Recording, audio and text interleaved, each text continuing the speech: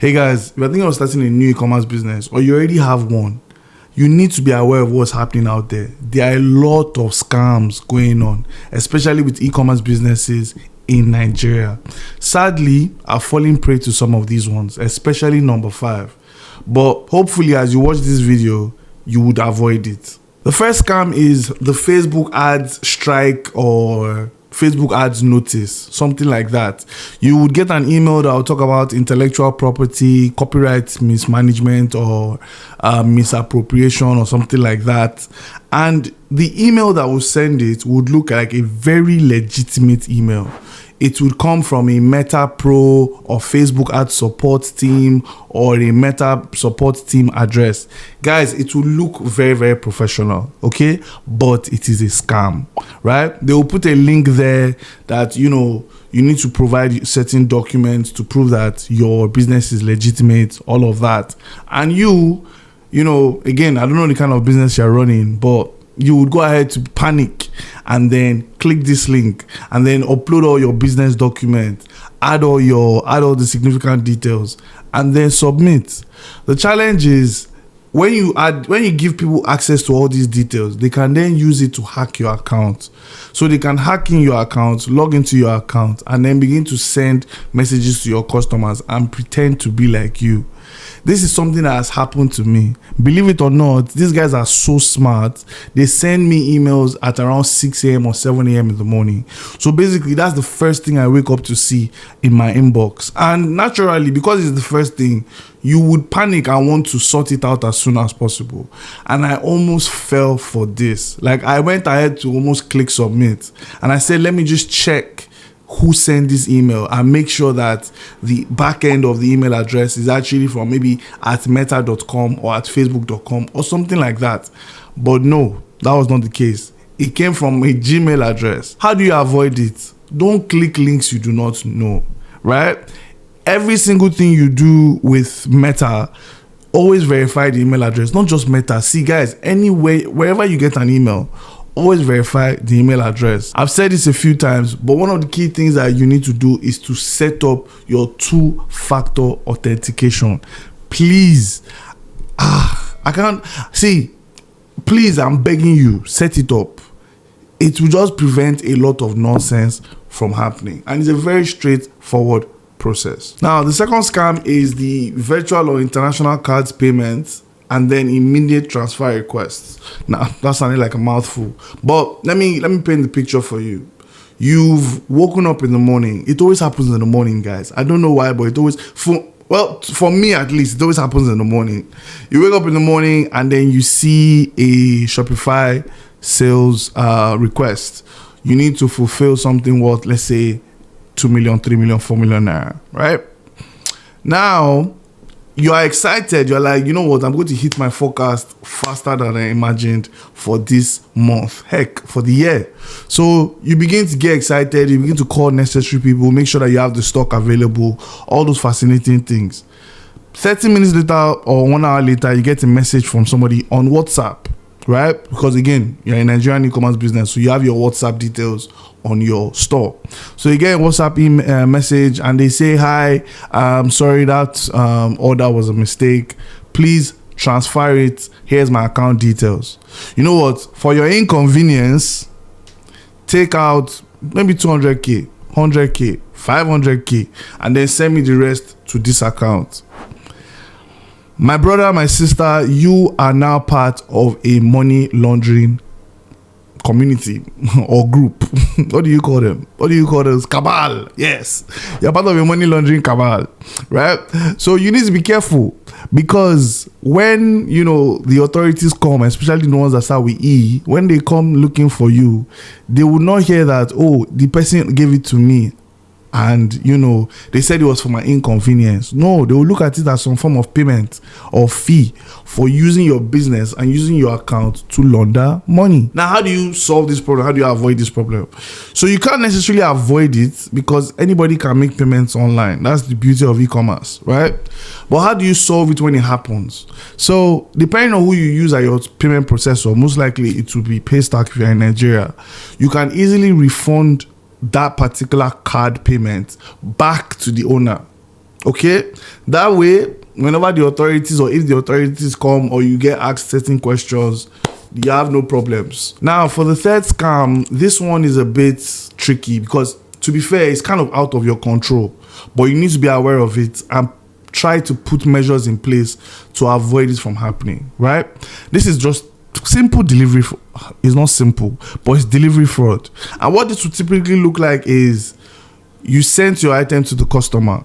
The customer is supposed to receive the item, but upon receiving the item, the delivery guy is asking the customer to also make another payment. So the customer is not going to call you and be like, what's this nonsense that is happening in front of my gate? Why is somebody telling me I need to pay for this when I've already paid you for it, right? This is the challenge. The challenge is most of the time, it is not this intra-state logistics that do this nonsense. It is the interstate logistics people, and it is the big companies, right? I'm not going to mention any names so that I don't get into any issues here, but I've had a lot of issues where customers in Abuja, customers in Benin, customers in Port Harcourt would call me and be like, "Uncle, didn't I pay for delivery? Why is this representative from X and X and X company asking me to now make payment?" And then most times what would happen is the customer would then call you like maybe an hour later and be like, "Oh, he just said that I should find him something, that things are tough, blah blah blah," which I get, but that is a scam. That is some form of fraud, right? And how to avoid it is also something that I've still not cracked yet. I'll be honest, I've still not cracked how to avoid it because it happens at the most random times to the most random people, and it always happens to people of certain prestige. So I'm always cooked. Like, you're delivering something to somebody and you find out the person is the SA to somebody, and then the person is like, "This is why this country is not working, blah blah blah blah blah blah," and then you're like, "I have nothing to do here. I can't call XXX and say, yo, your delivery guys are messing me up." Obviously you can make a complaint, you can send an email, all of that, but this is just something that would happen. So brace yourself for it. I think this is one particular type of scam that you can't avoid if it happens to you. Just pray fast and hope it never happens to you. Now, this fourth one, the reason why it is a scam is because of what people promise you will get when you buy it or use it, and that's buying fake followers. A lot of people promise that you will get engagement, you will get increased sales. Those two things are very, very, very, very unlikely to happen. And the reason why I say this is because as an e-commerce business, the only reason why you buy fake followers is because of vanity metrics. And the only time fake followers work for an e-commerce business is if it is a dropshipping business, right? If it's a dropshipping business and you decided that, I'm going to run a lot of things through paid advertising. If you are building a business and you want a strong organic foundation, don't buy fake followers. Don't you dare. Don't do it. It's a waste of money. Might as well just dash me to. Let me give my account details. Ask me in the comments. I'll send it to you. I'm just joking. But when you buy fake followers in the concept of, or with the imagination that, I'm going to get engagement from these fake followers. What if your fake followers are in Asia? What if your fake followers are in Onitsha? What if your fake followers are in a different location to where your business is actually located? All of a sudden, you see how useless it is, right? Whatever platform you use, Instagram, TikTok, even YouTube, they will catch on to you. They will definitely catch on to you, and it will tank your, what's it called now? It will tank your future engagements, right? So just go the organic route. Like, it's painful, but go the organic route. One of the stores that I use as reference point on this channel doesn't have up to 1,000 followers, and again, that store makes some good money. And people think that you need to have a lot of following to make money. No, you need to be honest. You need to be upfront. You need to be, you need to give them a good customer experience, right? When you go to the market, do you know how many followers the market woman has? No, she probably doesn't have any followers on Instagram, but you still patronize her because there's some form of empathy that pulls you to her. There's some form of emotional connection that pulls you to her because you're like, this mama looks like she knows what she's doing. It's the same way you should treat your business social media. Just be somebody that knows what they are doing. If you sell toothpaste, make sure people that come to your page know that this person, when it comes to selling toothpaste, they know how to sell toothpaste. Do you get what I'm saying? Now, this is the 5th one, and this is the most painful one because I've fallen for this one before. Basically, if you've not heard of this before, and I'll be shocked if you've not heard of this before, somebody buys something on your store, right? So what a lot of people do when it comes to e-commerce in Nigeria is 2 things. Either they take a screenshot of the product they want to buy and then bring it to your WhatsApp, right? Or they just message you from the website and they say that they are not comfortable shopping on the website. They want to shop via WhatsApp instead, which is fine. No problem. Don't think that's a problem. It's not. It's just how the culture is. At some point, as your business grows, you would invest in somebody handling that sort of business. Like you will get like a WhatsApp customer service person. That kind of thing, right? So the person picks items, they pick like maybe 4, 5 items, 3 items, everything totals to like maybe 400k. You're like, oh, this is a big order. Okay. So before you are not calling the person sir or ma, but because they are picking more items, naturally you started to say, yes, sir. Okay, sir. What size would this be, sir? Okay. What color do you want, sir? What color do you want, ma? That kind of thing. When it's time to pay, they say, what's your account details? You give them your account details. And then almost like, guys, I don't know how they do it. Like 30 seconds later, they send you a fake alert or a fake receipt or a fake screenshot. The challenge is because it's 30 seconds, you're like, wow, that was quick. There's no way that could be fake, right? Those are one of the things that your mind will just answer for you at the back end unconsciously. But then you deliver the item, or if they came to a physical shop, they've picked it up, whatever it might be, right? The challenge is that money is gone. That money is gone. You try to call them back, it's not delivering anymore. The phone is switched off. All those funny business. You can't. Once it happens to you, it's very difficult for you to.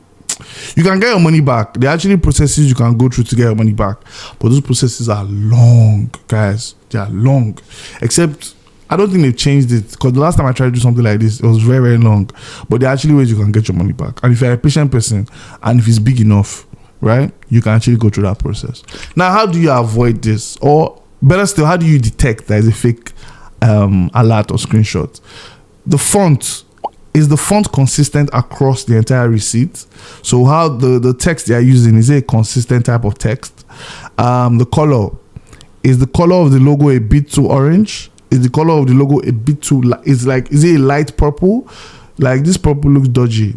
Then the name of the account, does it look legitimate? Sometimes you see very funny things. If your business is called Damini Furniture, if you give them your details and what you see there is Dinami Furniture, when you know that obviously that's a fake alert, right? So these are the little things you can kind of do to identify that, okay, this is a fake alert.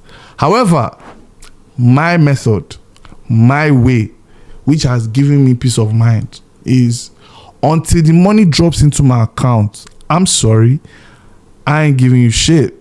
Right? It's really just that simple. I'm not giving you shit until the money actually drops into my account. How you want to do this is, and I think I talk about this in the EMBA program, there are 3 types of banks you want to have as an e-commerce business. So one of those banks are digital banks. With a digital bank, payment is faster. That's the fastest form of payment, transfer to transfer, that we currently enjoy in Nigeria. That kind of thing. So far you give them a digital bank account, your transfer should hit your account quite fast, right? That kind of thing. So until I see the money, nothing is happening. These items are staying with me. Obviously, you would also keep the communication line open.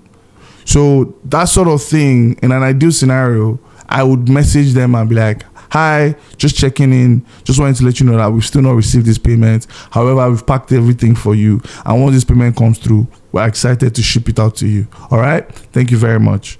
When the payment finally comes in, hi, payment received. Sorry for the mix-up. You know how these banks can be. We're shipping it out now. It will be delivered XYZ. That kind of thing. See, when it comes to e-commerce, especially e-commerce in Nigeria, like, you need to prioritize customer service, guys. And this is going to be a unpopular opinion and a very hot take. Prioritize customer service over the product. Okay? Now, if you're looking to start your first e-commerce business or grow your existing e-commerce business, I have a playlist on this channel that you can just go and binge watch. If you want to work with me directly, you can join the EMBA program. It's the first link in the description, and I'll see you in the next video. Peace.